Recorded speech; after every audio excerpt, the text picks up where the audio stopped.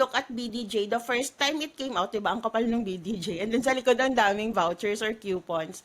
But you said that that was part of actually your business strategy kasi wala kang pera when you started. Let's talk about Correct. that and share that with our audience. I started with 4,000 pesos.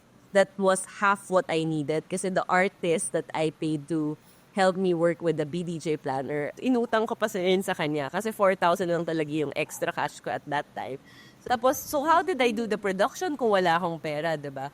Siyempre, kailangan mo i-print, kailangan bayaran mo yung printer. So, it was a great advice na I was in the magazine publishing industry. So, sa magazine, dalawang ways to earn money.